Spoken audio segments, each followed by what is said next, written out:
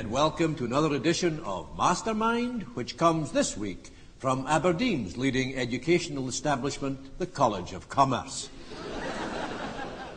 Now billeted at the Bridge of Dawn Barracks.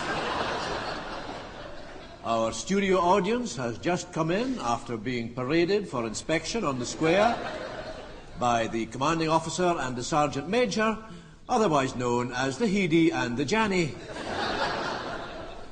As ever on Mastermind, there are 4 contenders. Could we have the first contender, please? Your name? Sandy Thompson. And your specialist subject? A retired fatrat tamer.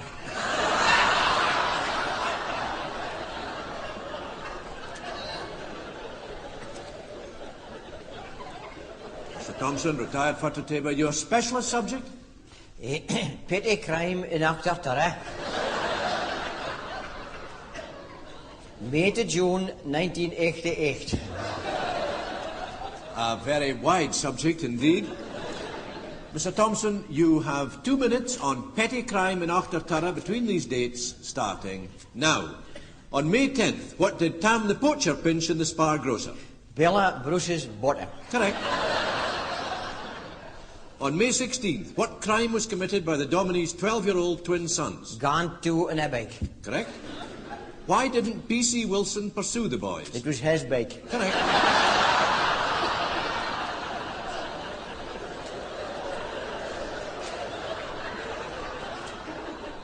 On May 22nd, Willie McGill was charged with forging the bank manager's name, but he was acquitted. What was his special defence? He couldn't write his own name. That's not quite enough. The bunker couldn't write it all. Correct. On May 29th, Eddie Jack the plumber was skirting Ballater in his van when he was stopped for speeding. Where exactly did the offence take place? Pass. Correct. On June 1st, who in Octorturra was driving without licence or insurance? Aberdeen was. Correct.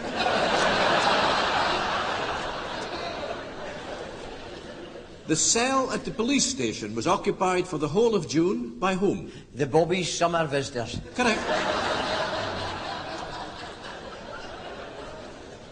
In the case of the Procurator Fiscal versus Hamish Anderson, Anderson was charged with breaking into Bella Bruce's bedroom at 2 a.m. What was the verdict?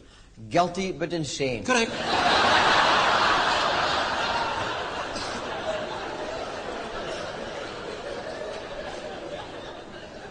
In June, what crime in Octorturra remained undetected?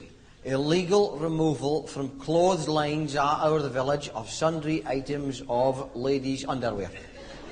That's not what I have here. Knickers being nicked? Correct. And although the police never caught the knicker thief, were there any suspects? Oh, there were no suspects. I've been in the village, Kent. It was the bunker. Correct. Aye, Aberdeen except the Bobby, because he was a new Bobby, because the old Bobby had got a shift. Aye, the old Bobby Kent was the bunker, because he was an accomplice, that's why he got a shift.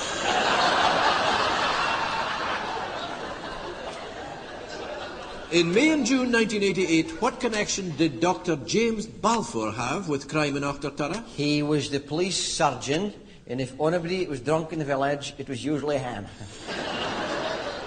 I'll accept that. In fact, it was always him. At the Octorturra Sports, Jock Finlay won 2 events, drinking 8 pints in 30 seconds, followed by the 80 yards dash. What public nuisance did he then commit? Pass. Correct. On June 13th, 3 people were drunk and disorderly outside the Glaket Stirk public house. 2 of them were Eddie Jack the plumber and Willie Duff the butcher. Who was the third? It was me. Correct.